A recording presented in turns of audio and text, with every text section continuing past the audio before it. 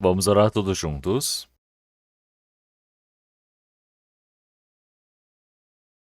Senhor Deus, Pai, santo e misericordioso que nos ama. Nós que estávamos longe do Senhor Deus, andando no meio do pecado. Éramos inimigos do Senhor Deus por conta de nossas malignidades. Nós merecíamos receber o juízo eterno, o castigo eterno do Senhor, mas Cristo nos amou primeiro. E toda a maldição e o castigo que nós merecemos receber, o Senhor Jesus se encarregou por nós. E assim, ele derramou seu sangue precioso na cruz, para que nós não recebêssemos mais o castigo e a maldição. E através dessa imensa graça, nós recebemos a sua graça. Nós te agradecemos, Senhor, por termos sido remidos de nossos pecados e estarmos reunidos para podermos louvar a sua graça e amor, para podermos aprender a sua palavra. Nós agradecemos pelo Senhor Deus ter permitido para que possamos estar em comunhão. Nós queremos que o Senhor esteja no meio de nós nesse presente momento. Que o Senhor Deus possa cuidar de cada um aqui presente. Que o Senhor Deus possa sustentar através da mão de graça. Senhor, se ainda houver alguém que no meio de nós não tenha compreendido o verdadeiro amor do Senhor, que o Senhor possa abrir aquele coração, para que possa compreender a imenso proveito, o amor do Senhor, para que possa crer, para que possa ter a mesma esperança conosco, que é eterna. Que o Senhor possa segurar a cada um de nós aqui, dentro de Cristo, para sermos homens perfeitos, para que nós não sejamos envergonhados na vinda do Senhor, e assim nós possamos ser conduzidos pelo Senhor. Senhor, nossas igrejas que estão pelo país, que estão pelo mundo. Aqueles irmãos e irmãs que estão guardando a fé para pregar o Evangelho até nos lugares mais difíceis. Que através da palavra do poder do Espírito Santo, o Senhor Deus possa ajudá-los. E ainda existem muitos espíritos perdidos, coitados, Senhor. Que o Senhor Deus permita a sua graça para que mais espíritos possam receber a salvação. Que a cada momento o Senhor Deus possa nos permitir a palavra necessária. Que o Senhor Deus possa nos ensinar qual caminho que devemos percorrer. Senhor, nesse presente momento, a sua palavra que o Senhor deseja nos ensinar, a sua santa vontade. Que o Senhor Deus permita para que nós possamos compreender cada momento mais. E oramos em nome do nosso Senhor Jesus Cristo. Amém. 주겠습니다.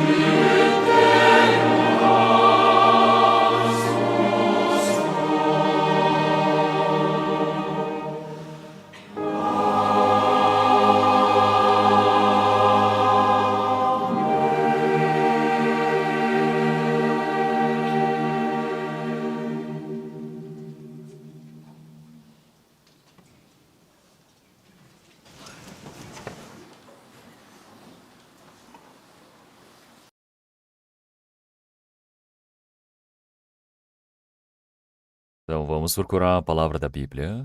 Vamos procurar a palavra de Mateus, capítulo 24.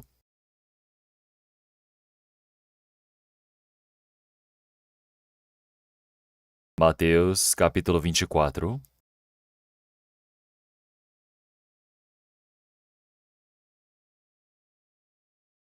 A partir do versículo 42. Versículo 42.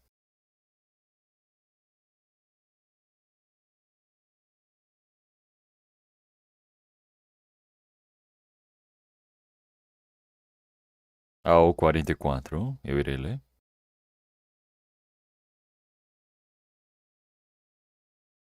Mateus, capítulo 24, eu irei ler. Vigiai, pois, porque não sabeis a que hora há de vir o vosso Senhor.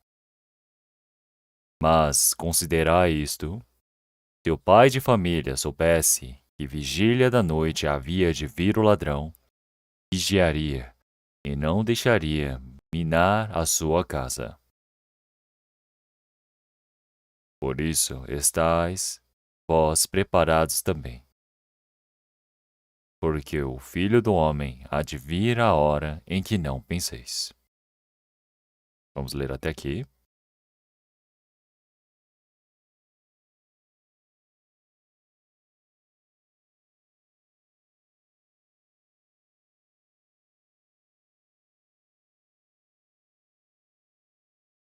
Ontem eu e os anciões e alguns diáconos fomos até Honré para poder fazer a cerimônia de abertura da igreja. Então é um lugar até que longe daqui e nos consumiu bastante tempo. Honré, nós construímos uma nova igreja e muitas pessoas estão se reunindo para se evangelizarem esforçadamente.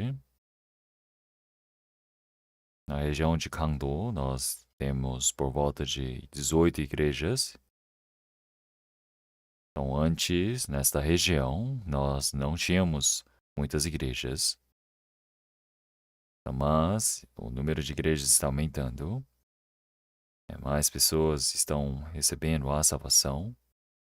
E nós estamos pregando o evangelho como um só.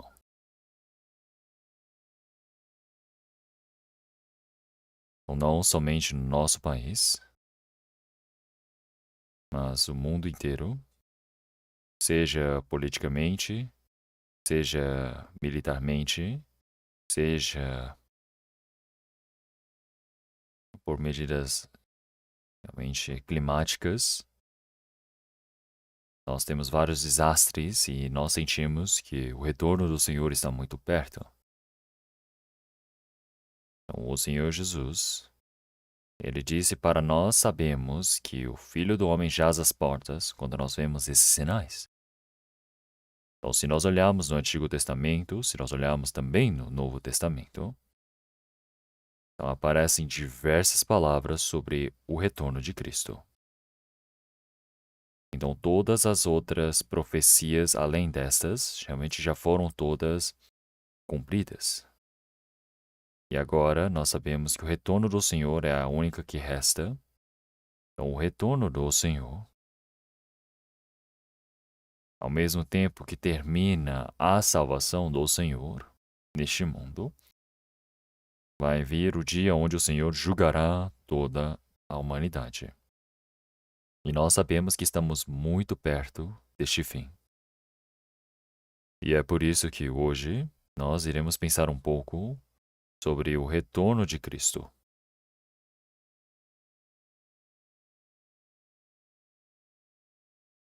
O próprio Senhor Jesus, ele já disse diversas palavras sobre o seu retorno. E os apóstolos também.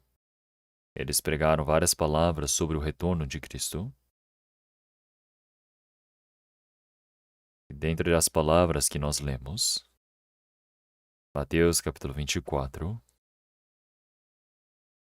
no versículo 42. Vigiai, pois, porque não sabeis a que hora de vir o vosso Senhor. Então, quando a vinda do Senhor estiver próximo, aqueles que creem no Senhor,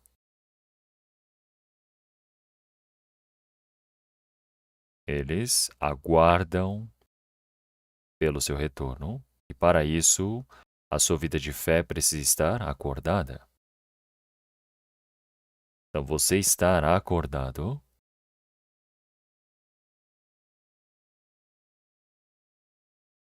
é a comparação de você estar dormindo.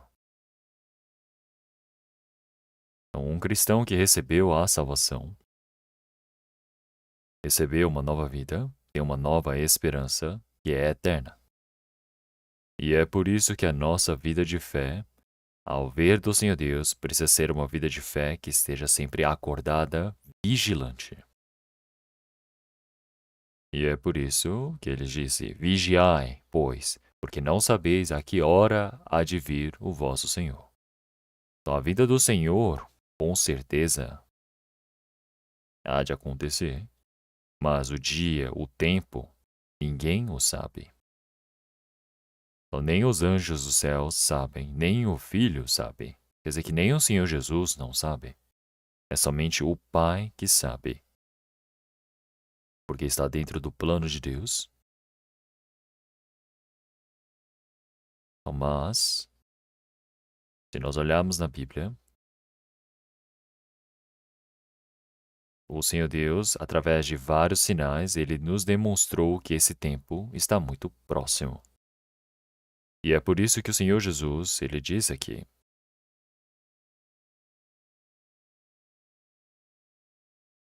então, porque não sabeis a que hora há de vir o vosso Senhor.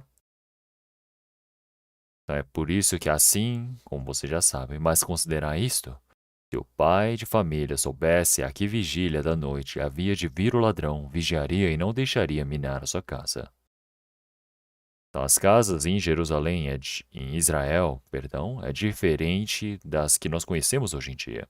Elas são feitas ou de barro, porque antigamente pegavam madeiras e faziam somente as colunas para suspender a casa, o seu telhado, e depois eles enchiam de barro as paredes no teto.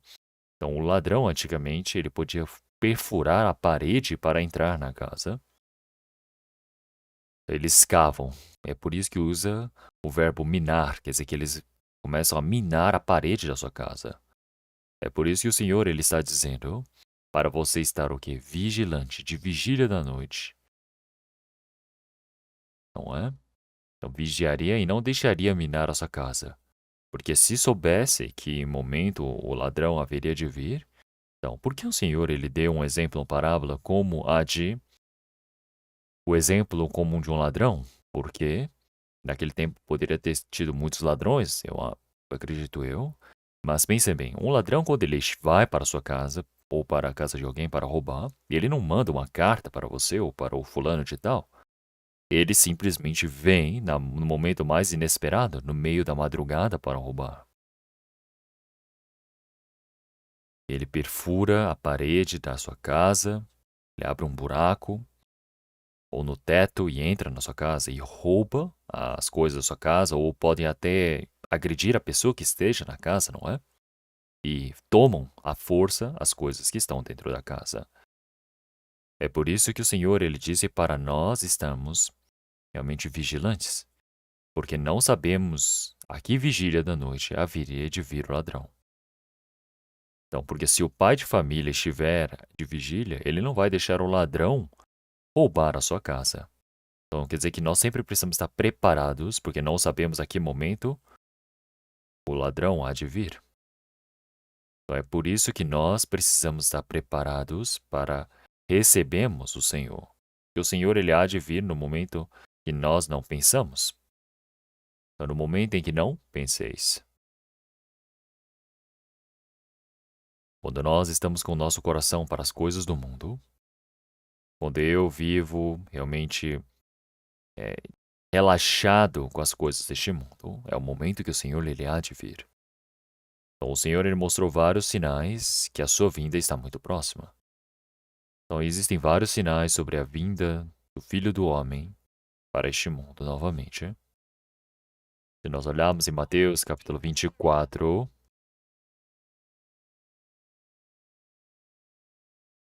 então em Mateus capítulo 24, versículo 3, e estando assentado no Monte das Oliveiras, chegaram-se a ele os seus discípulos em particular, dizendo: Dize-nos, quando serão essas coisas? E que sinal haverá da tua vinda e do Filho do mundo?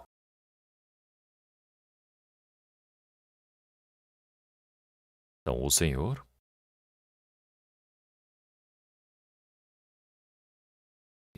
parece que ele havia dito várias vezes sobre o fim dos tempos. É por isso que os discípulos, quando eles estavam com o Senhor Jesus, no Monte das Oliveiras, de tarde, podia ser no Templo de Jerusalém, ou pelas ruas, ou pela Galiléia, o Senhor ele tinha pregado por várias pessoas. E de noite ele ia para o Monte das Oliveiras de forma silenciosa com os seus discípulos para orar e dormia no orvalho frio da noite. E é por isso que no Monte das Oliveiras, o Senhor Jesus, quando se assentou ali, os discípulos vieram, realmente silenciosamente, e perguntaram ao Senhor Jesus em particular: Dize-nos quando serão essas coisas e que sinal haverá na tua vinda e no fim do mundo. O Senhor Jesus ele disse sobre o fim de Jerusalém. Então, o templo de Jerusalém, o santuário naquele tempo,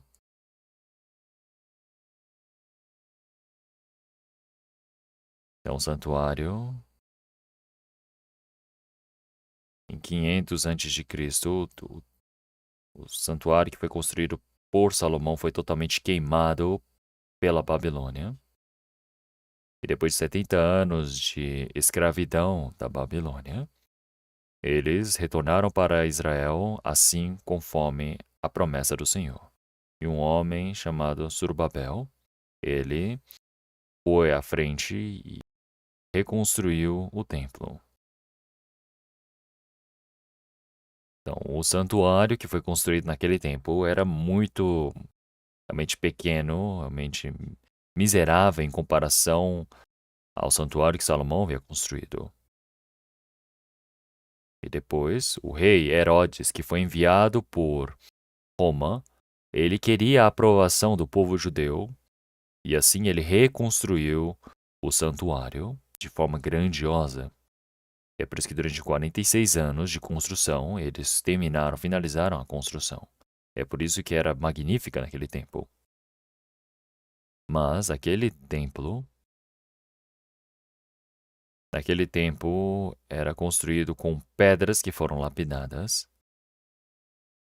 Mas o Senhor Jesus disse que nenhuma pedra ficaria pedra sobre pedra, todas iriam ser derrubadas. E os discípulos se assustaram ao ouvir uma coisa dessas.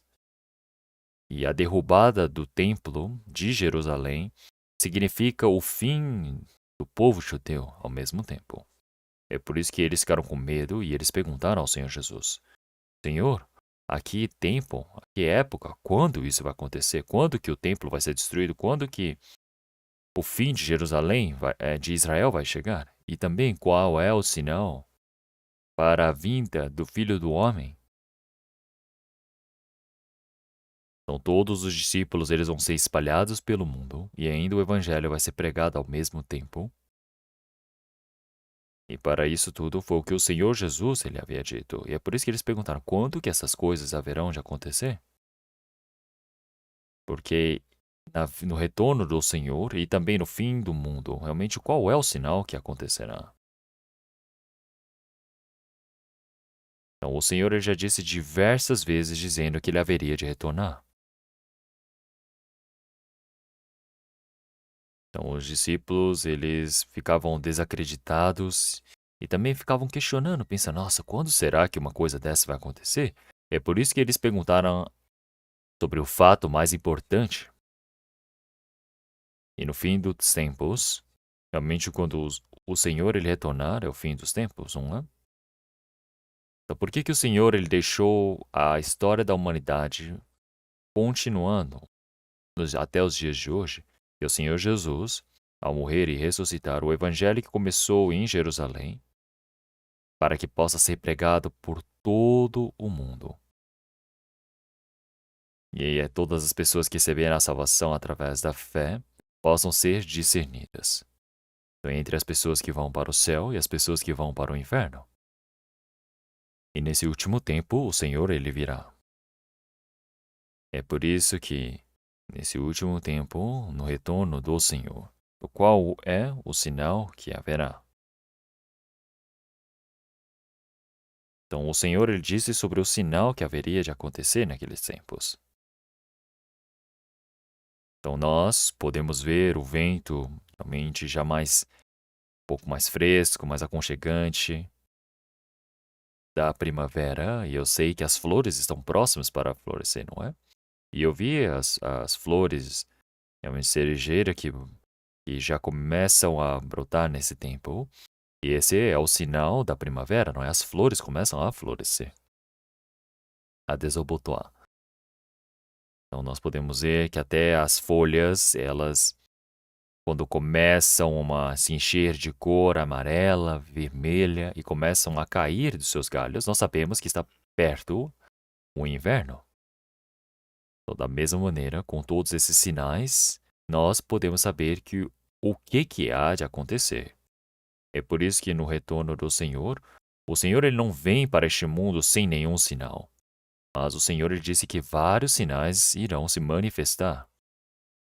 Então, qual é o sinal que haverá realmente na vinda do Filho do Homem? Isso é uma das verdades que nós mais temos curiosidade. E é por isso que o próprio Senhor Jesus ele já explicou de diversas maneiras diferentes.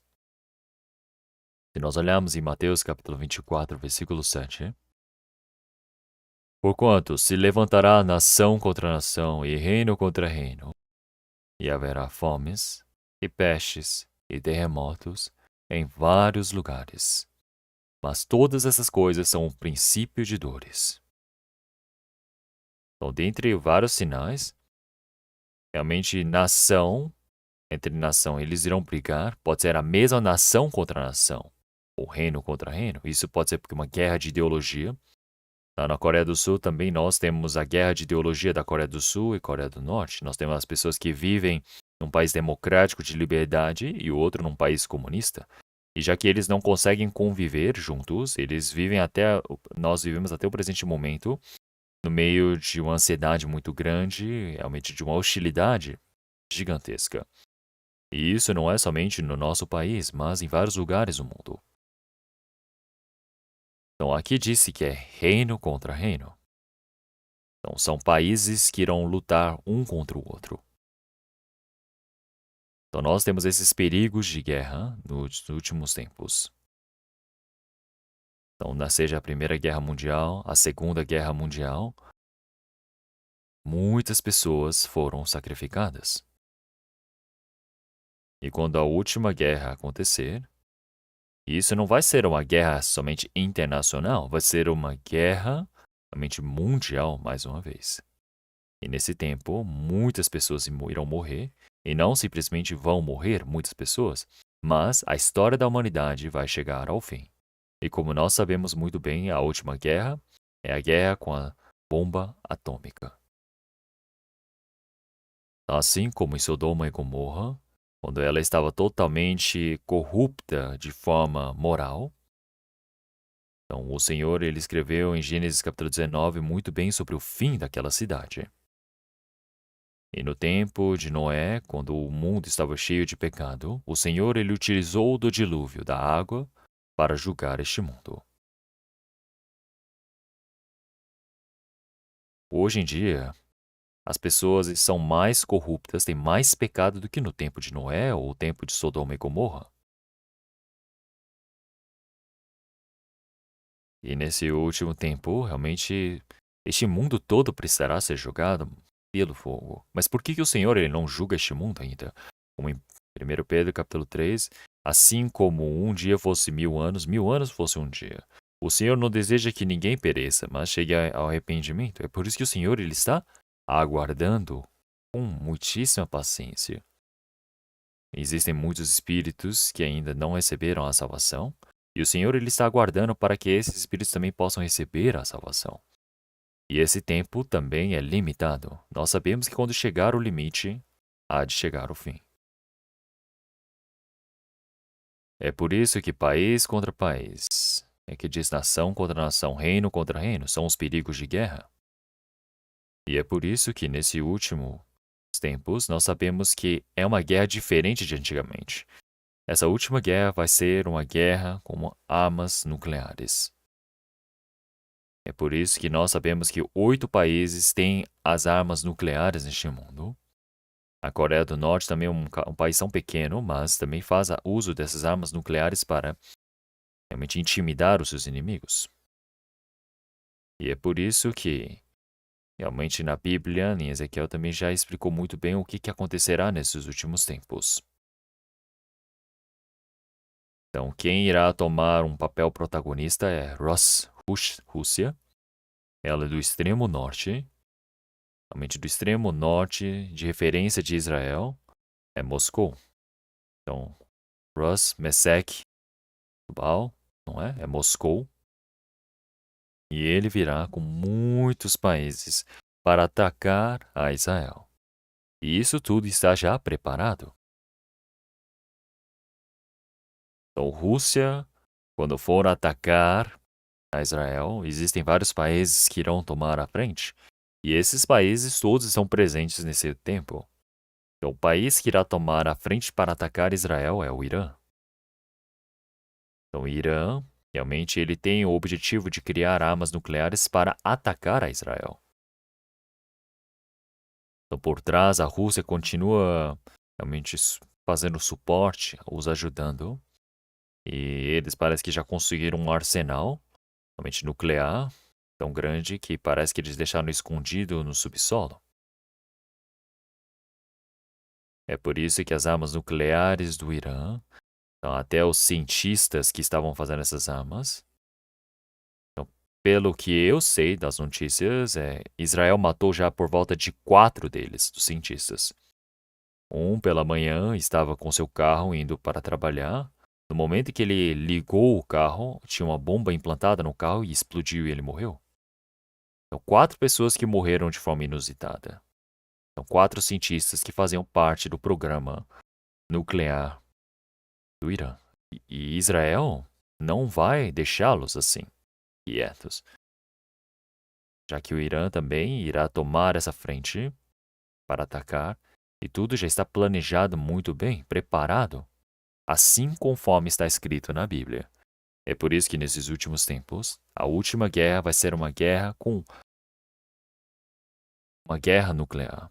Como em Zacarias, realmente ele já disse para as nações que virão atacar a Israel. Então, realmente haverá essa maldição, essa catástrofe a eles. E o homem estando ainda de pé, a sua língua apodrecerá dentro de sua própria boca. Então, quando alguém apodrece quando está deitado. Quem é que pode apodrecer enquanto está de pé? Mas estando de pé, os olhos apodrecem, a língua apodrece, somente a pele apodrece.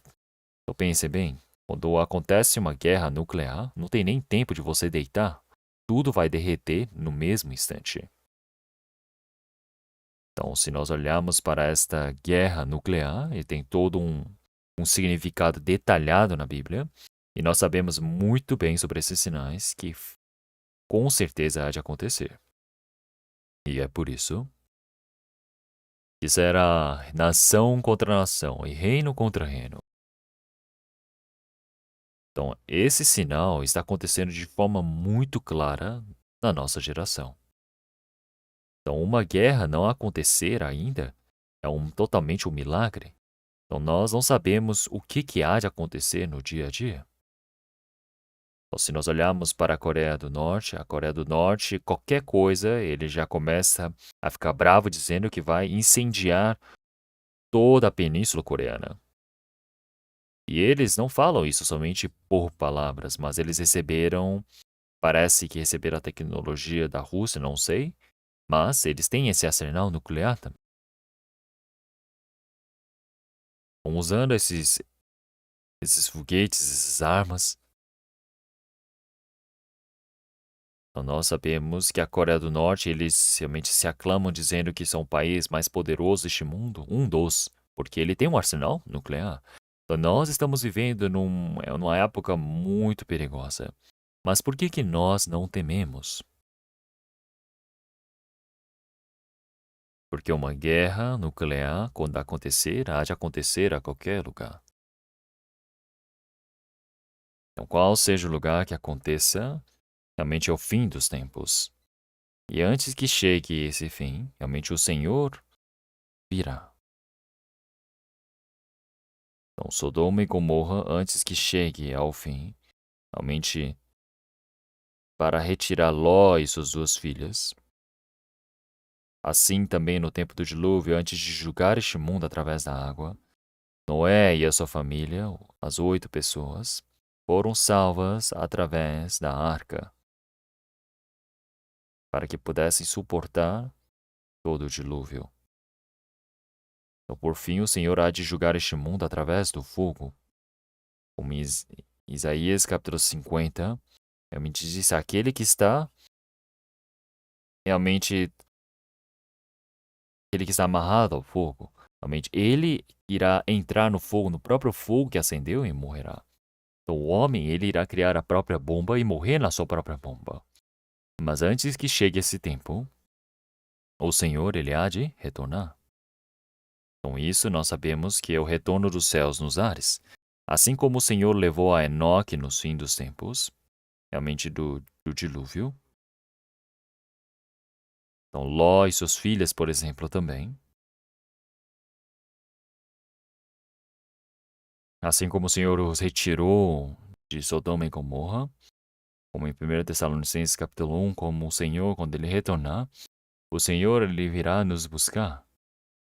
E nesse último tempo, o Senhor que nos salva de toda esse caos. Então, o Senhor, ele vem nos salvar de toda a ira do caos deste mundo. E é por isso que quando nós vemos esses sinais, nós não devemos ter medo. Mas precisamos lembrar de que a vinda do Senhor está muito próxima. Então nós precisamos estar acordados, aguardando pelo Senhor. E é por isso que Mateus capítulo 24,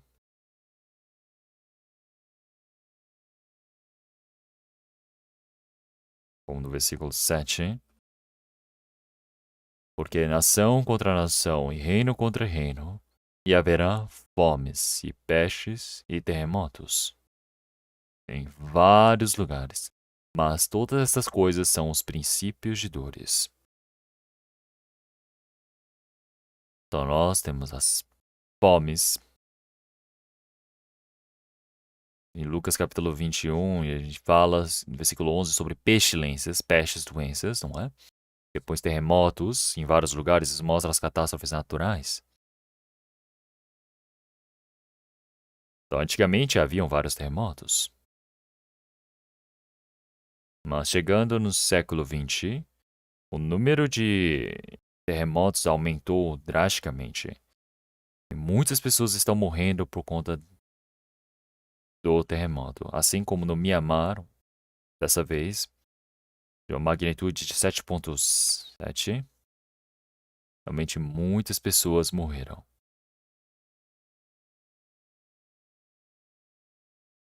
Em vários lugares do mundo.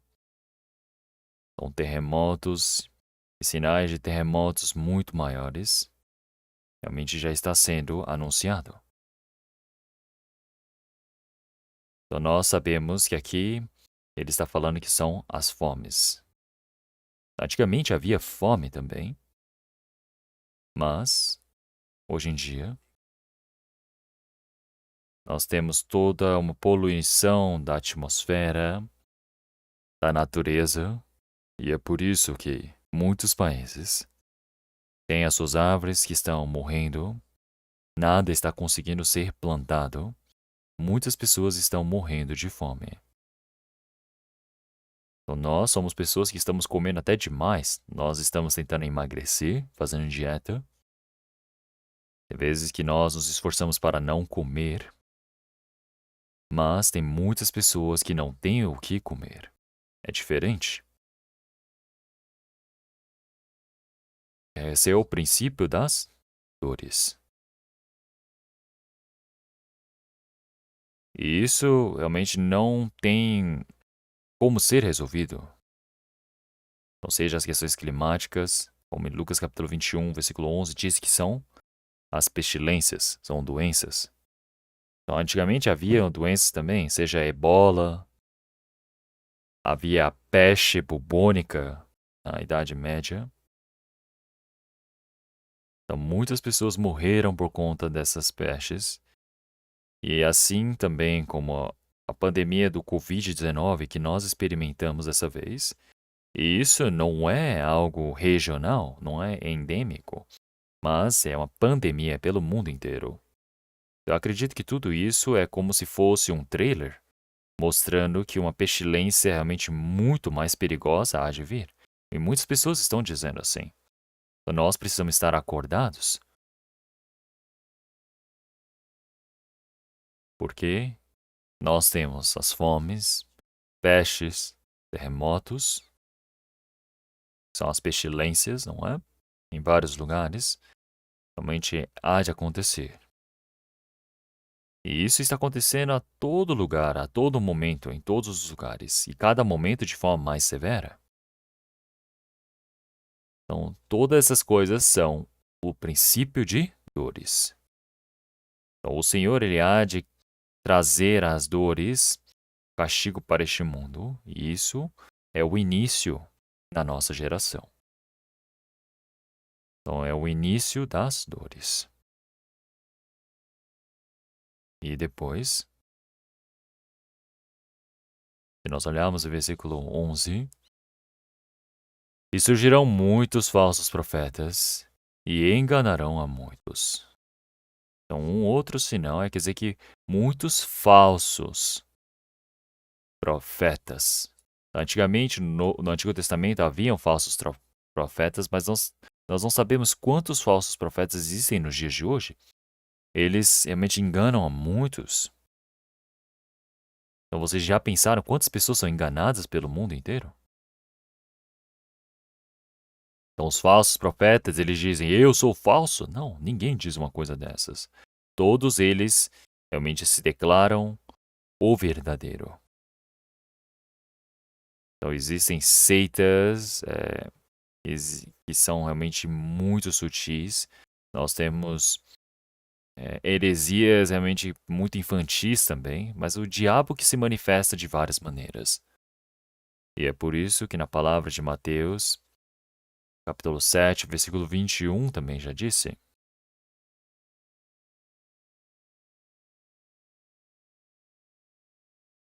E nem todos aqueles que dizem Senhor, Senhor entrarão no reino dos céus.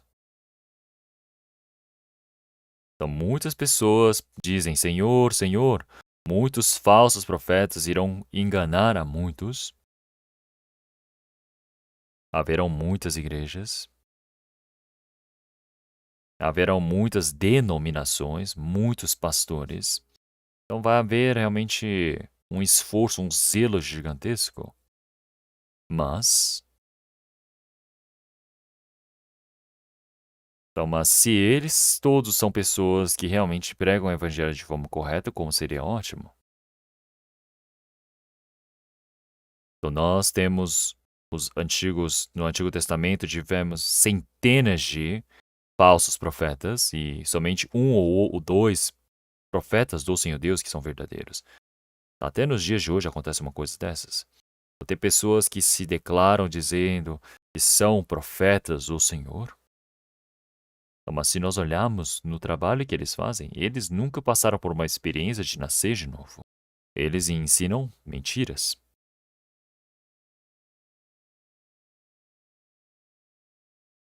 Eles dizem que são puros, verdadeiros, mas eles são, na verdade, hipócritas. Existem muitos falsos profetas. Então, realmente, as pessoas que realmente pregam o evangelho vai diminuindo, é muito difícil de achar. Existem muitos crentes religiosos Nós podemos ver na Coreia do Sul quantos cristãos que existem. Hoje em dia, nós podemos dizer que estamos na auge do cristianismo. Então, mas uma coisa mais engraçada é que é muito difícil encontrarmos alguém que realmente nasceu de novo.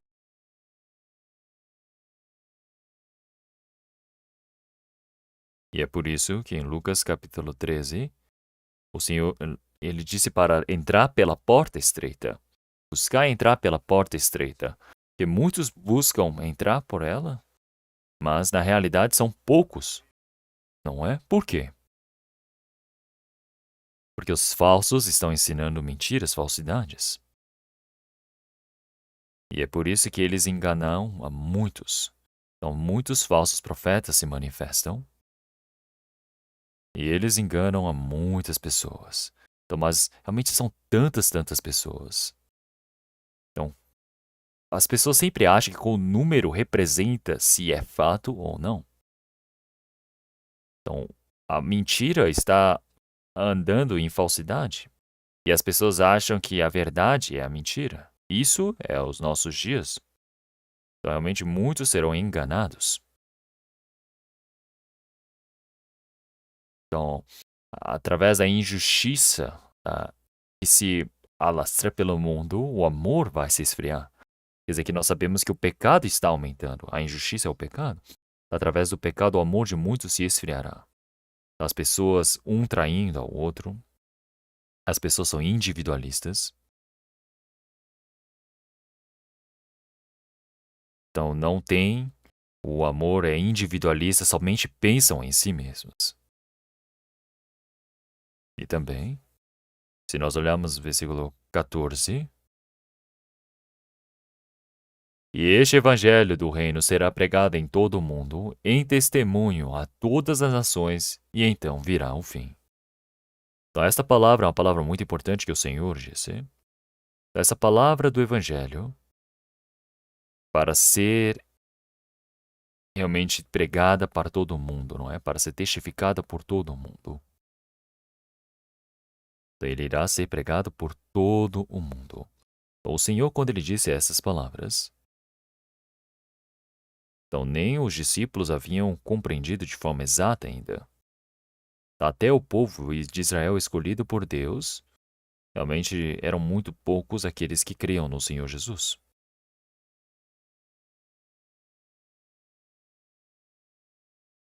Então, mas então, depois que o Senhor Jesus ele disse essas palavras, depois de 2000 anos, o que aconteceu? Então, toda Jerusalém, Judéia, Samaria, o evangelho foi pregado por todo o mundo. E no nosso tempo, todo esse evangelho que já foi pregado, então nós sabemos realmente. Nós temos a Bíblia do Antigo Testamento, que foi escrito uma parte em aramaico, outra parte escrito em hebraico, e o Novo Testamento, parte foi escrito em, em grego. Então, se nós falamos em aramaico, hebreu ou grego, quem é que irá nos entender? Ninguém consegue nos entender. Então, essa palavra precisa ser traduzida, não é? Então, já dizem que a Bíblia já foi traduzida para mais de 3.700 idiomas diferentes, já foi anunciado. Então, por todo o mundo, todos os idiomas que já podem ser traduzidos já foram traduzidos. Então, vai ser anunciado por todo o mundo. Então, já foi anunciado até os confins da terra. E assim virá o fim. Então, chegar o fim, isso quer dizer que o Senhor, ele virá. E assim o evangelho, quando pregado por todo o tempo, o plano do Senhor Deus se encerra. Nós temos certeza que recebemos a salvação nos últimos tempos. Nós estamos vivendo numa época muito próximo do fim do tempo do retorno do Senhor, e nós não temos dúvida. Então, todos os sinais que irão acontecer na vinda do Senhor realmente já se cumpriram por completo. Então, o que é que resta ainda? E assim, realmente dentre os sinais, realmente entre os sinais mais importantes, em Mateus capítulo 24, versículo 32. Capítulo 24, versículo 32.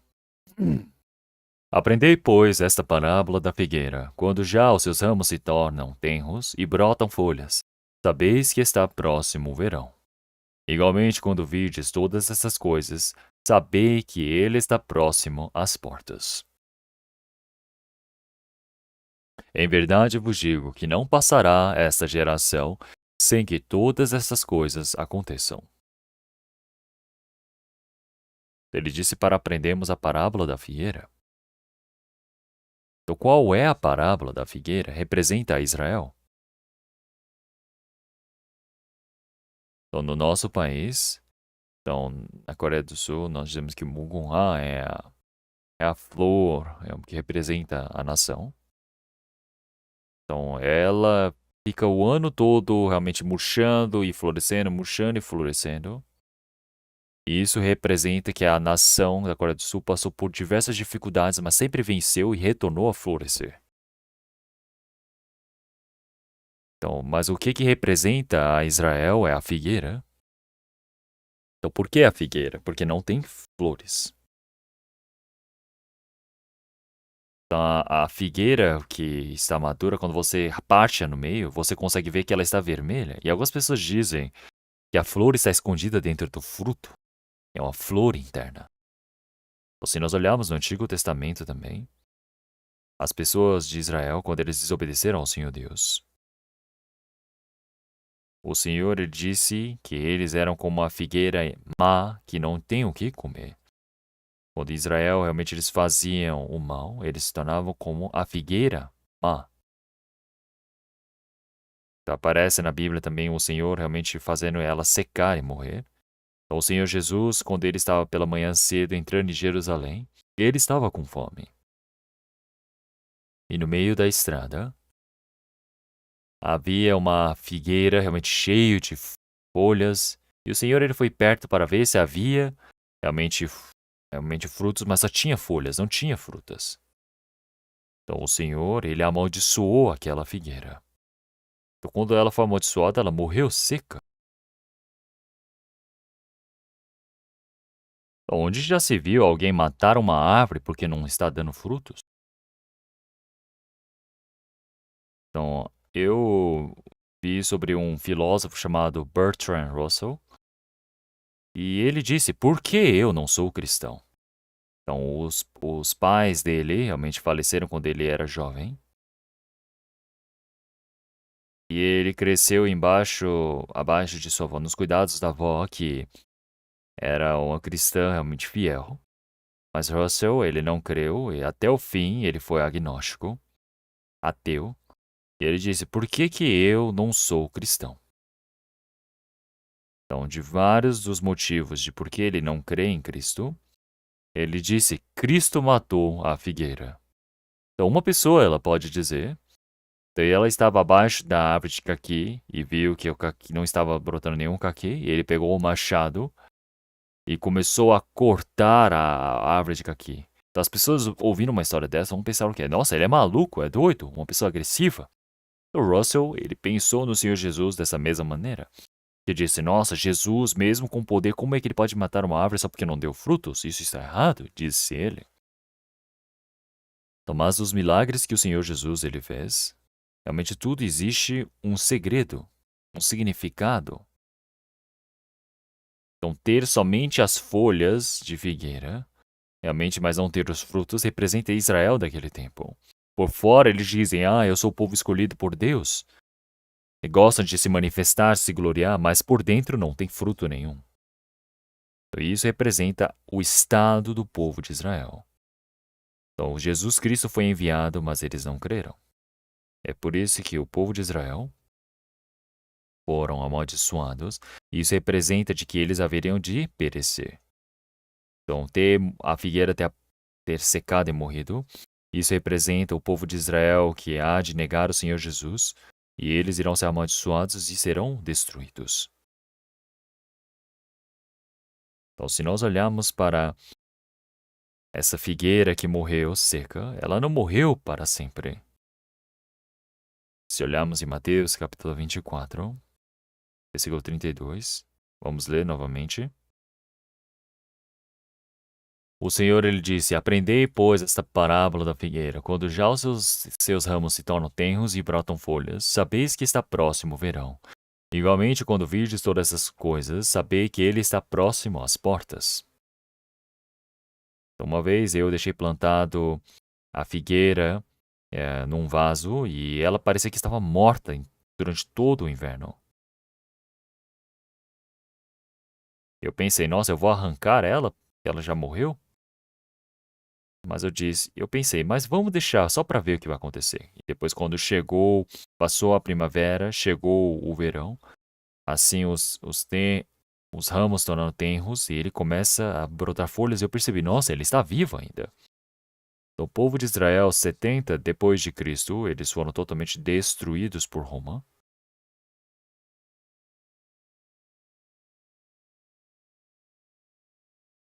E depois dessa guerra, eles foram espalhados por todo o mundo. Eles não foram mais autorizados a morar na terra de Israel. Eles foram espalhados por todo o mundo. Em 100 países diferentes eles foram espalhados. E por todo lugar que eles fossem. Então eles eram taxados de malignos, demônios que mataram a Cristo. E é por isso que eles foram realmente mortos e perseguidos em todos os lugares. Os judeus, para eles sobreviverem, eles viviam escondendo a sua natureza de que eram judeus. Então, um país ter ido ao colapso, então 156 realmente eles foram destruídos pela Babilônia. Depois de 70 depois de Cristo, depois de 130, não é? No total, eles foram totalmente espalhados por todo o mundo. E durante 2000 anos, onde estavam eles? Não havia terra para eles.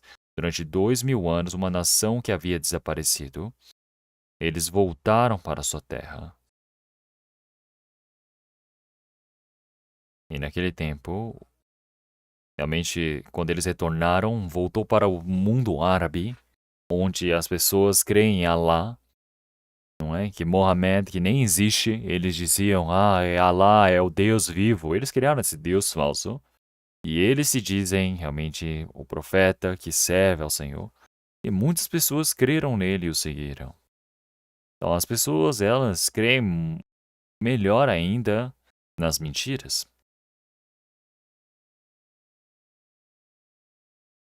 Eles dizem, preciso matar os ricos, porque naquele tempo havia muitos pobres. Eles diziam que os ricos, eles estavam realmente sim empoderando dos pobres. E é por isso que eles começaram a dizer, todas as pessoas são iguais na frente de Allah. Então Allah é um ótimo Deus, não é? Tem uma mentalidade comunista. Então, se você quer estar ao lado dos pobres, é só fazer uma coisa dessas. É por isso que as pessoas daquele tempo, da elite, eles disseram, vamos matá-lo. E é por isso que ele fugiu de Meca para Medina. E 300 somente oficiais o seguiram naquele tempo. E assim eles protegeram Mohammed. Eles criaram um exército. E eles começaram a dizer, você vai aceitar ao Corão ou você vai aceitar a Allah? Porque se você não recebesse, você iria ser morto, não é? E assim, aquele exército, ele venceu naquela época. É por isso que os muçulmanos realmente surgiram nos dias de hoje. Então, os muçulmanos, eles dominam o Oriente Médio e por volta de 56 países consideram o islamismo como a religião do país. É incrível, não é? Então, Israel foi espalhado para todo o mundo e toda a sua terra se tornou a terra realmente dos muçulmanos que creem em Allah. Mas como esse povo de Israel eles podem se reunir e podem voltar para essa terra deles e vencer contra todos esses muçulmanos ou esse poder árabe para derrotá-los e tomar a terra deles, e assim fazendo com que o deserto se torne em um lugar onde realmente está mamando leite e mel. Então, isso na realidade não tem chances nenhuma. Mas o evangelho, quando fosse pregado por todo o mundo no fim dos tempos, o Senhor disse que Israel haveria de ser restaurada, tornando tenros os seus ramos, então brotando as folhas. Isso mostra que é a restauração do povo judeu. Então, esse Israel, durante 2000 anos que havia sido destruído, em 14 de maio de 1948, eles pediram a sua independência. E todas as vezes que eles pediam a independência, eles começaram a vencer e começaram a crescer. E assim eles criaram a sua própria nação. Então, todos os judeus. Então, se nós juntarmos por todos os judeus que existem no mundo, não dá nem por volta de, ah, de 20 milhões de pessoas. Mas eles realmente conseguiram lutar contra os árabes, os muçulmanos, e se tornou a nação poderosa economicamente neste mundo. Toda vez que faz uma guerra, realmente isso não tem nem um pouco de dúvida, e sempre vencem a guerra. A nação com um grande poder econômico. Então, e eles pensavam que esse país havia sido morto, essa nação estava morta. Mas é tão incrível como que eles conseguiram voltar assim. Assim como já passou o inverno, tornando tenros os seus ramos. Os ramos que pareciam que estavam mortos agora, eles começam a brotar folhas. Isso mostra Israel que há de ser restaurada. Então, em 1948, saiu rapidinho assim o ramo. Então as pessoas olham e falam, nossa, como?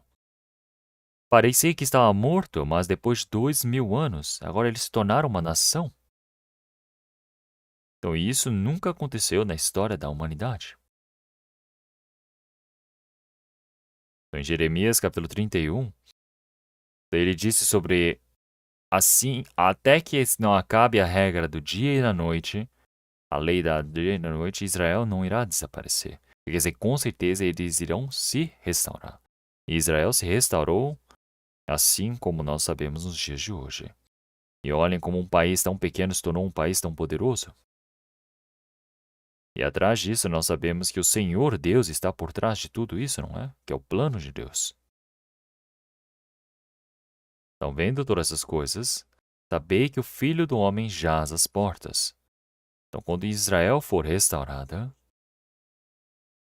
então isso significa que o retorno do Senhor está muito próximo. Esse é o sinal mais exato que existe para nós. E é por isso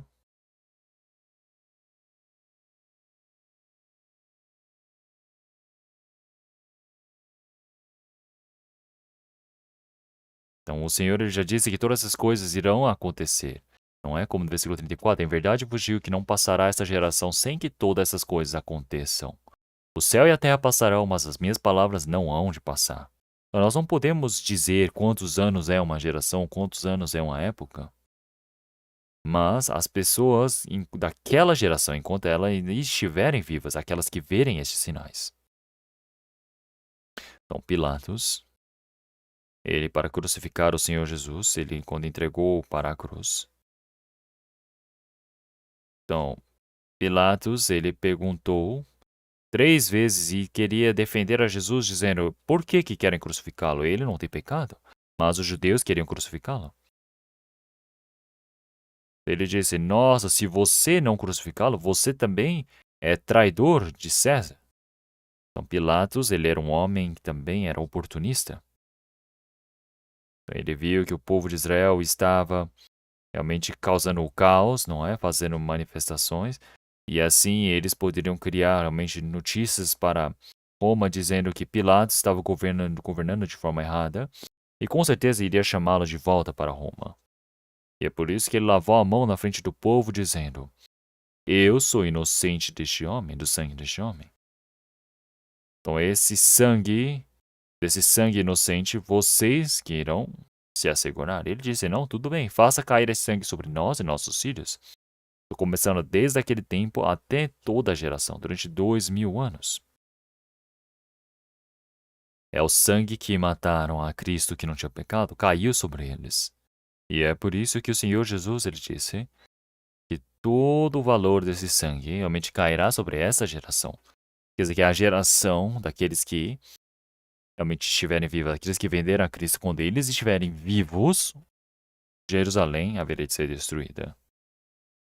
Então, da mesma maneira, o Senhor ele já disse que antes que essa geração se passe, quer dizer que as pessoas que viram que Israel foi restaurada, antes que a última pessoa que viu morra, o Senhor irá retornar. É a nossa geração. Há algumas dezenas de anos, então Jerusalém não existia neste mundo. Então eles viviam num deserto.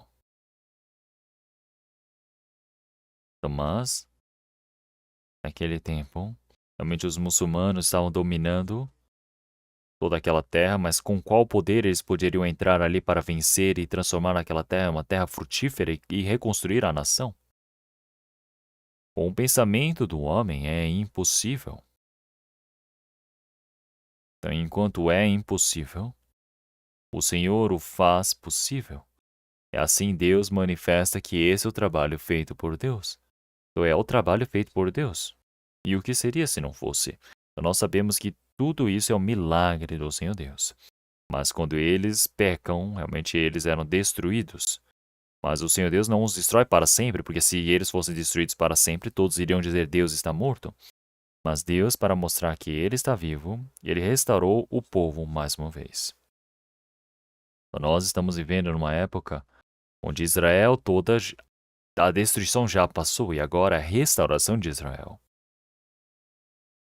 E é por isso que quando nós, enquanto estivermos vivos, o Senhor ele há de retornar. E eu consigo crer numa coisa dessas. Enquanto nós ainda estivermos vivos, o Senhor ele virá. Então, será que isso não é um problema realmente muito importante? Então, vejam, isso não é algo realmente simplório, isso realmente é real, isso vai acontecer algo gigantesco. Então, até hoje o Senhor ele pode vir. Se o Senhor não vier hoje, pode vir amanhã. Se não vier este ano, será que virá no ano que vem? Por quê? Por que ele não vem logo? E tudo existe um significado. São os dois significados que existem. Primeiro, os cristãos que receberam a salvação, se ainda não conseguem viver de forma correta, o Senhor Deus está dando a chance para que possam viver de forma correta diante do Senhor. Mas até agora, se você não sabe disso e vive por si mesmo, não está certo. O Senhor Deus ele está dando a chance para viver por Ele. E é por isso que o Senhor Deus está nos dando essa chance. E é por isso que para as pessoas que não receberam a salvação, o Senhor Deus, como se um dia fosse 1000 anos fosse um dia, o Senhor está aguardando dando paciência para a salvação deles. E é por isso que o Senhor ele não está vindo. Então, mas o tempo que o Senhor ele aguarda também é limitado. Então, enquanto nós estamos vivos, nós podemos nos encontrar com o Senhor. Nós estamos vivendo nesta época. E é por isso que quando realmente o Senhor ele vier, realmente vamos pensar um pouco sobre os sinais. Vamos procurar 1 Pedro, capítulo 1. 1 Pedro, capítulo 1,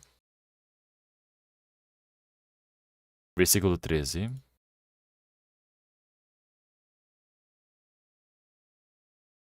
Versículo 13, vamos ler todos juntos. Portanto, cingindo os lombos do vosso entendimento, sede sóbrios e esperai inteiramente na graça que vos ofereceu na revelação de Jesus Cristo. Então, aqui ele diz, cingindo os lombos do vosso entendimento. Então, uma pessoa que está partindo para a viagem, ele se veste, ele prepara o seu cinto, ele calça o seu sapato, ele se prepara para ir embora. Da mesma maneira, a vinda do Senhor, o tempo para nós nos encontrarmos com o Senhor. Então, toda a nossa vivência, todo o nosso coração, realmente precisa ser preparada. E é por isso que ele diz esperar inteiramente, sede sóbrios, estar acordados. Então, portanto, cingindo os lombos do vosso entendimento, preparando para partir, sede sóbrios, estar vigilantes, não é? E esperar inteiramente na graça que vos ofereceu na revelação de Jesus Cristo. Existe a graça que o Senhor há de nos permitir. Então, nós recebemos a salvação através da graça que o Senhor veio primeiramente para nos salvar através da sua morte na cruz. Mas qual é a graça que o Senhor irá nos permitir quando Ele retornar? Então, existe a graça que Ele irá nos permitir naquele tempo. Então, nós vivemos pelo Senhor o pouco, mas a recompensa por isto é imensa. E isso nós chamamos de graça.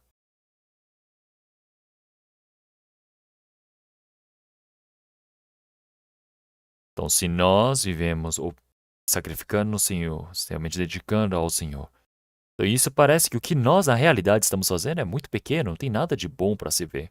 Mas a recompensa que o Senhor quer nos permitir é imensa, é gigantesca. É a graça. E é por isso que nós agora esperamos nessa graça, inteiramente nessa graça. É por isso que nós precisamos esperar por sua vinda. Então, se nós olharmos em Hebreus, capítulo 3, na frente de Tiago nós temos Hebreus, capítulo 10. Hebreus, capítulo 10, versículo 37. Capítulo 10, versículo 37. Vamos ler tudo juntos. Porque ainda um pouquinho de tempo, e o que há de vir virá e não tardará. Então, se nós olharmos essa palavra, quando é que o Senhor ele disse essa palavra? Mas por que ele até agora não veio? Ele disse porque ainda um pouquinho de tempo.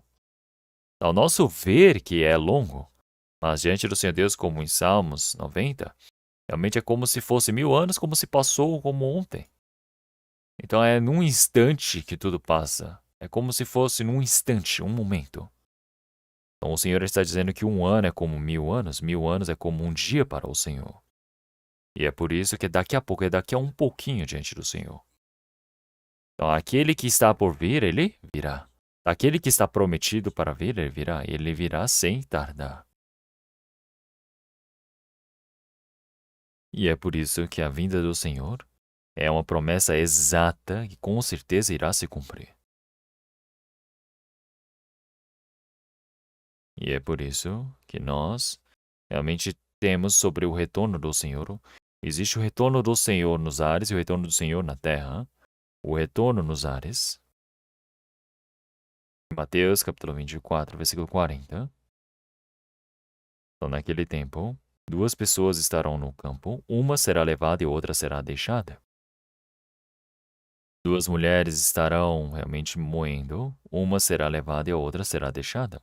Se nós olharmos a palavra de Lucas, realmente uma pessoa vai ser levada e a outra pessoa vai ser deixada no campo. Então, isso tudo é o significado, o que irá acontecer na vinda do Senhor. 2 pessoas vão estar no campo trabalhando. Mas uma pessoa foi levada pelo Senhor de repente, a outra pessoa, ela ficou. De dia e de noite. Então, as mulheres, elas preparam a comida. Então, o povo de Israel, eles moíam antigamente para poder fazer a farinha e assim fazer o pão e assar e comer, antigamente. Então, está trabalhando, mas de repente uma foi levada e a outra foi deixada. 2 pessoas estão no mesmo lugar deitado. Então, um subiu e o outro ficou.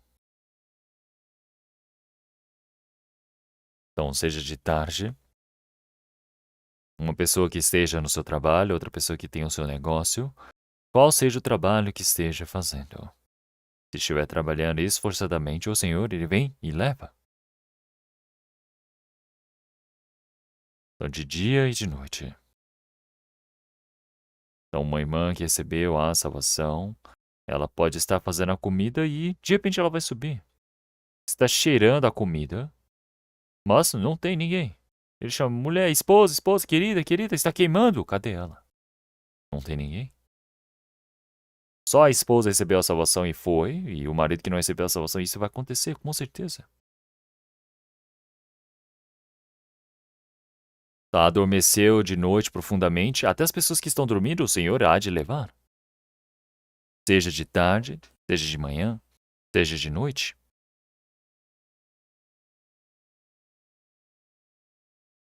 Então, quando o Senhor ele vier, pode ser de noite, pode ser de dia, do qual seja o momento, nós precisamos estar preparados para nos encontrarmos com o Senhor. E é por isso que vamos procurar 1 Tessalonicenses, capítulo 4, versículo 16. 1 Tessalonicenses, capítulo 4.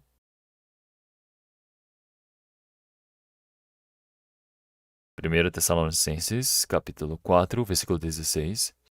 Porque o Senhor descerá do céu com alarido, e com a voz de arcanjo, e com a trombeta de Deus, e os que morreram em Cristo ressuscitarão primeiro. Depois nós, o que ficarmos vivos, seremos arrebatados juntamente com eles nas nuvens, a encontrar o Senhor nos ares, e assim estaremos sempre com ele. Portanto, consolai-vos uns aos outros com essas palavras. Então, se nós olharmos aqui, o Senhor descerá do céu com alarido e com voz de arcanjo, com a trombeta de Deus. Então, o Senhor ele há de retornar o quê? Dos ares, é o retorno do Senhor nos ares. Então, agora com uma voz de arcanjo, uma voz realmente medonha, a trombeta do Senhor vai ser ouvida. Então, o Senhor ele virá dos ares. Aqueles que morreram em Cristo ressuscitarão primeiro. Quer dizer que aqueles que receberam a salvação, eles irão ressuscitar primeiro. Então, uma pessoa que recebeu a salvação realmente irá entrar no paraíso eterno. E a carne deve estar o quê? Realmente no túmulo, não é? É por isso que eles ressuscitarão primeiro, em um corpo incorruptível. E assim, então nós que ficamos vivos neste mundo, então nós, junto com os santos que ressuscitaram primeiro, nós iremos ser levados aos ares. Iremos nos encontrar com o Senhor nos ares. E assim nós estaremos com Ele para sempre.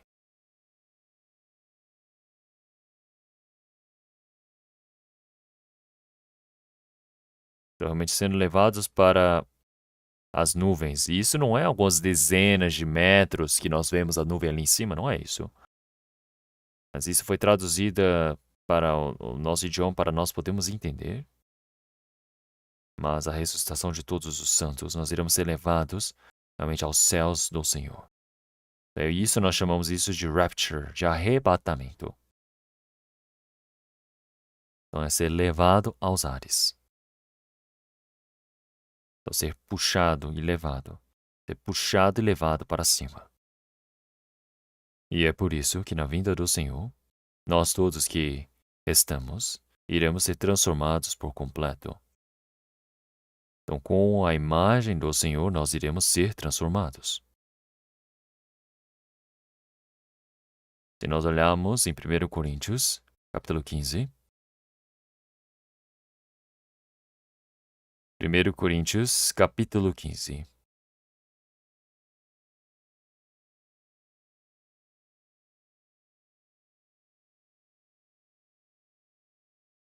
Capítulo 15. Versículo 51. 1 Coríntios capítulo 15, versículos 51 e 52, vamos ler. Eis aqui vos digo um mistério. Na verdade, nem todos dormiremos, mas todos seremos transformados. No momento, no abrir e fechar de olhos ante a última trombeta, porque a trombeta soará, e os mortos ressuscitarão incorruptíveis, e nós seremos transformados. Então, não são todos que estarão dormindo. Dormir significa estar morto. Mas no soar da última trombeta, nós iremos ser transformados. Então, realmente, os anjos, como nesse último soar da trombeta, realmente no abrir e fechar de olhos, iremos ser transformados. esse corpo tão baixo, fraco, irá ser transformado em um corpo glorioso.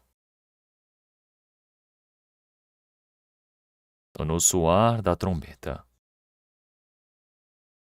Com este corpo, realmente é o corpo corruptível que precisava ser destruído, mas iremos ser transformados em um corpo que não morre. Nós também iremos ser transformados.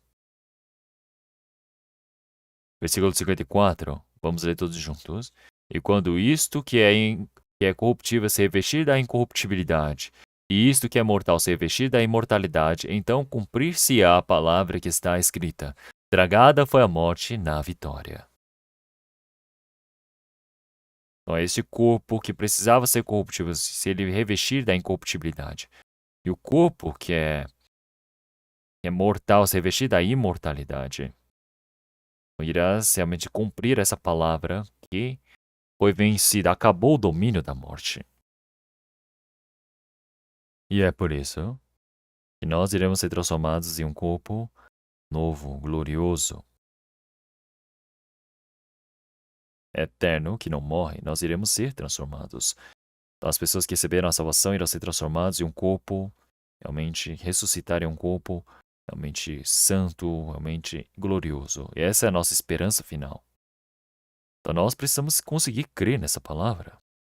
Daí eu vou dizer, deixa chegar esse momento para ver se eu creio. É isso? Não. Então até a lagarta, que é tão feia, realmente ela é entrando e saindo da flor, ela se torna uma borboleta muito bonita e sai voando. Então, da mesma maneira, eu pude ver nos documentários sobre borboletas, e as borboletas passavam oceanos para migrarem, e é tão incrível. Esse corpo que era tão frágil, agora vamos ser transformados. E nós esperamos por esse dia que nós iremos ser transformados.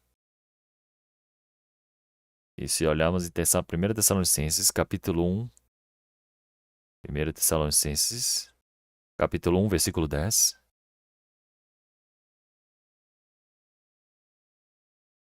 Capítulo 1, versículo 10, vamos ler todos juntos.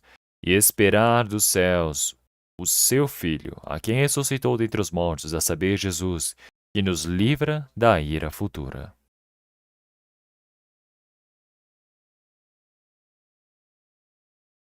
Então, o Senhor que há de que ressuscitou dentre os mortos, que nos livra da ira futura, é o Senhor que se quer nos ares.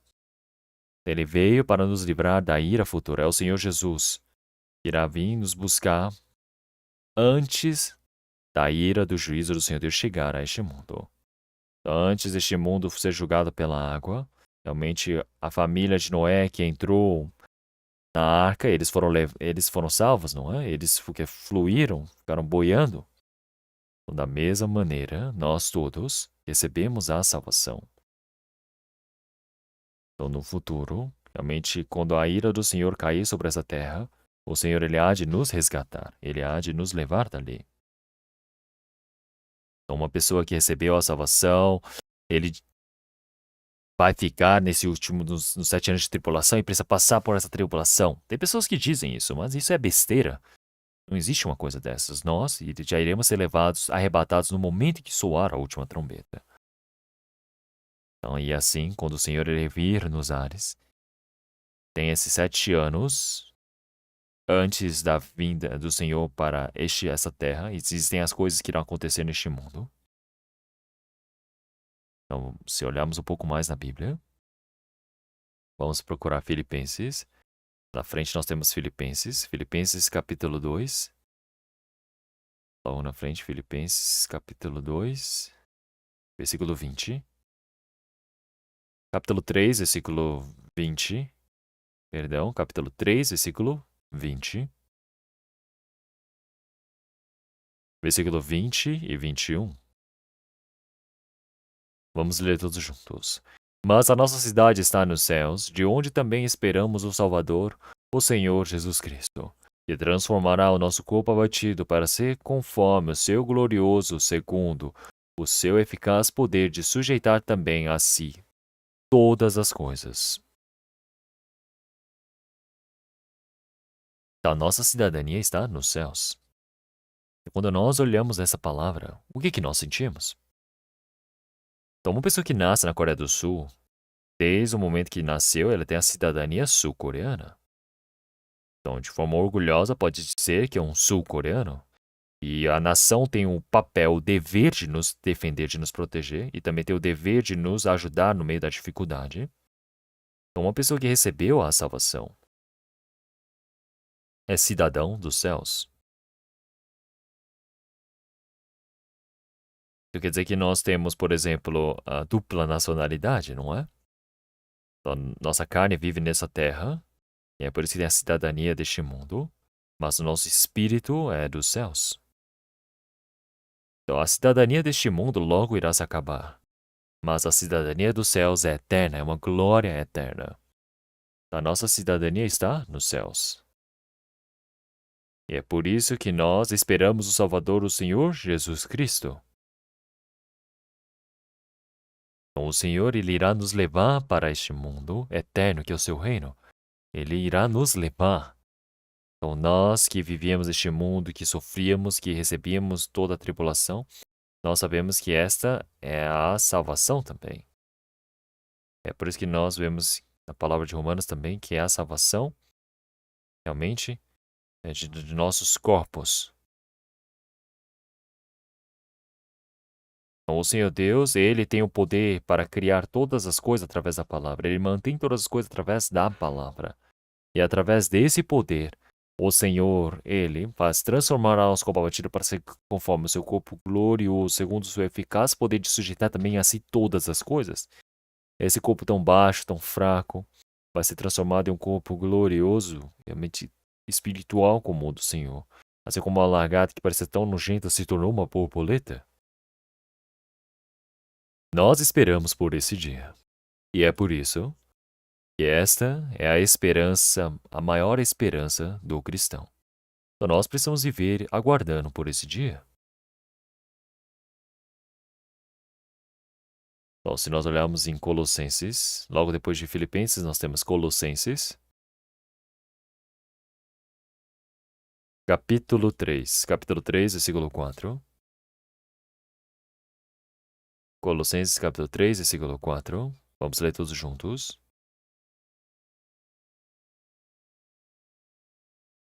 Quando Cristo, que é a nossa vida, se manifestar, então também vós vos manifestareis com Ele em glória. Então, quando o Senhor Ele vier, quando o Senhor Ele retornar, naquele tempo, então nós também iremos ser manifestados em glória com Ele. Nós iremos entrar em glória com o Senhor, em um corpo glorioso. Então, esta glória do Senhor, realmente quão impressionante vai ser, nós não conseguimos entender direito, não é? Vocês conseguem entender? Não dá para entender, não é? Então, mas se vocês forem, vocês vão saber. Quando chegar a esse tempo, então mesmo que as coisas boas deste mundo realmente sejam grandiosas, é incomparável. É de uma outra dimensão.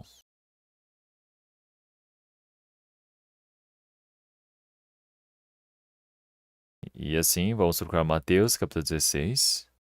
Palavra de Mateus, capítulo 16.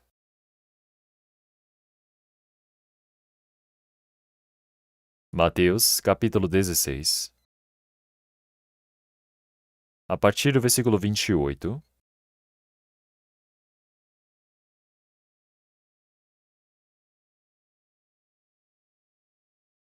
Capítulo 16, versículo 28. Eu irei ler. Em verdade vos digo. Eu irei ler. Em verdade vos digo que alguns há dos que aqui estão que não provarão a morte até que vejam vir o Filho do Homem no seu reino. Então, o Senhor Jesus, ele estando com seus discípulos, ele disse: aqueles que estão aqui, realmente antes de morrerem, então realmente virão o Filho do Homem e ele retornar com o seu reino. Mas esses discípulos já morreram, o Senhor ainda não retornou. As pessoas não conseguem entender, não é? Falando, que palavra é esta? mas que vejam vir o Filho do Homem no seu reino. O Senhor ele já irá mostrar antecipadamente. Isso não significa que o Senhor ele virá naquela época, mas o Senhor irá mostrar a eles. Quer dizer que existem alguns que verão. Como no versículo 17, versículo 11, 6 dias depois, tomou Jesus consigo a Pedro e a Tiago e a João, seu irmão, e conduziu em particular a um alto monte. E transfigurou-se diante deles, o seu rosto resplandeceu como o sol, e suas vestes se tornaram brancas como a luz. E eis que lhe apareceram Moisés e Elias falando com ele. Então, se nós olharmos aqui, então, o Senhor Jesus estava conversando com os seus discípulos e disse sobre isso. E depois de 6 dias, ele levou Pedro, João e Tiago para um alto monte. Quando subiram ali, o corpo do Senhor Jesus se transfigurou. E assim, o rosto resplandeceu como se fosse o sol.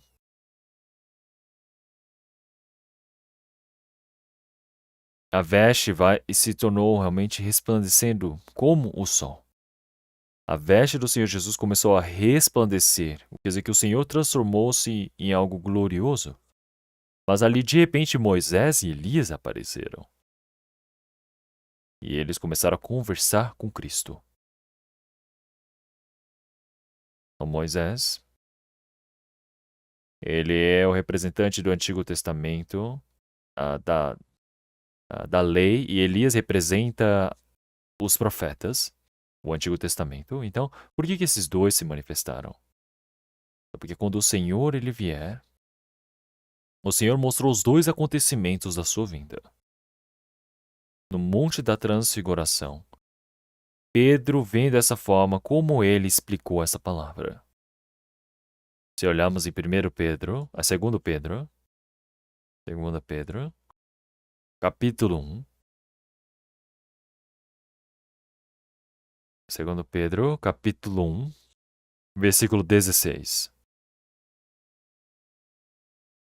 Versículo 16, eu irei ler.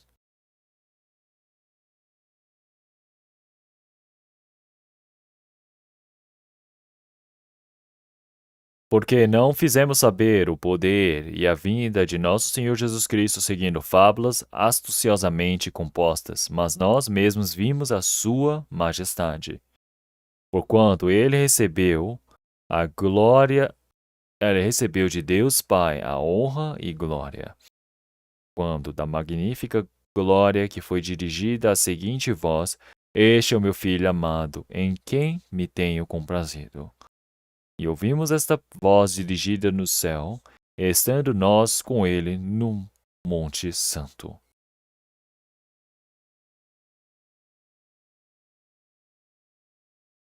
Então, o que Pedro disse aqui?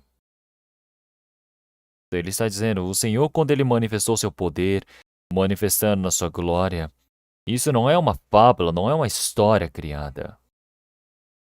Então, mas nós vimos a sua majestade. Nós vimos o Senhor retornando na glória. Quando?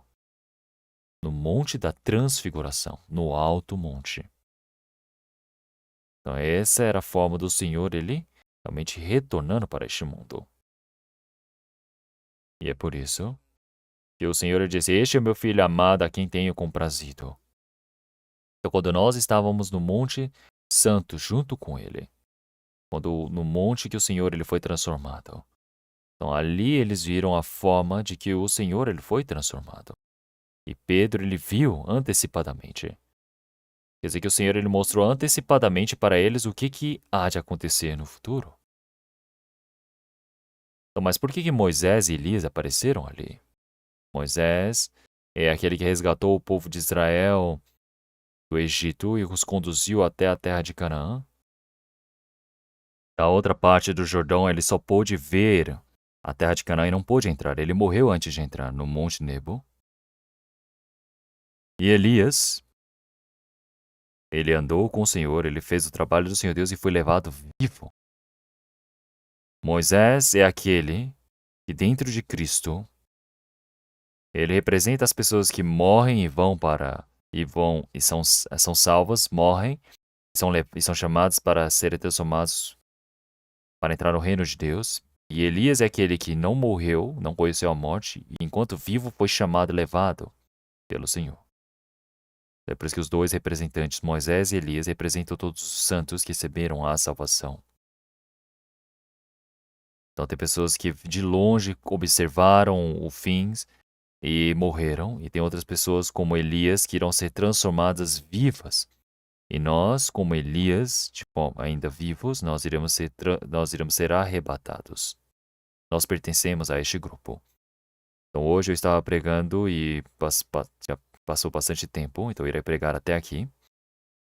Então realmente depois eu irei pregar mais sobre o retorno de Cristo. Vamos orar?